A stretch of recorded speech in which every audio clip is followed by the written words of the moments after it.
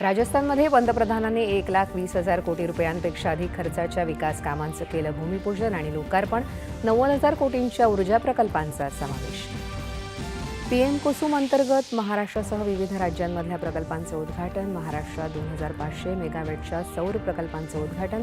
लाभार्थ्यांशीही साधला संवाद.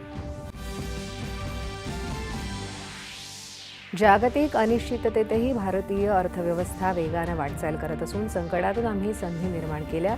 नोएडा इथल्या आंतरराष्ट्रीय व्यापार मेळ्यात पंतप्रधानांचं प्रतिपादन. मध्यम पल्ल्याच्या अग्नी प्राईम या क्षेपणास्त्राची रेल्वे आधारित मोबाईल लॉन्चर प्रणालीद्वारे यशस्वी चाचणी. ही क्षमता बाळगणाऱ्या निवडक देशांमध्ये भारताचा समावेश. मराठा समाजाचे प्रश्न सोडवण्यासाठी केवळ आरक्षणावर भर न देता इतर अनेक साधनातून मराठा समाजाला आर्थिकदृष्ट्या सक्षम केल्याचं माथाडी कामगार कार्यक्रमात मुख्यमंत्र्यांचं प्रतिपादन.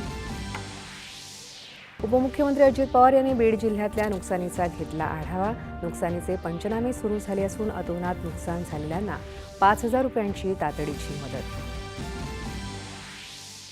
राज्यातल्या पूरग्रस्त भागांना सत्ताधारी पक्षांसह विरोधी नेत्यांचीही भेट. नुकसानीची पाहणी करत पूरग्रस्तांशी साधला संवाद.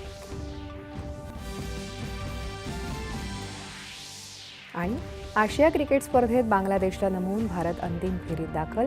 अभिषेक शर्मा सामनावीर.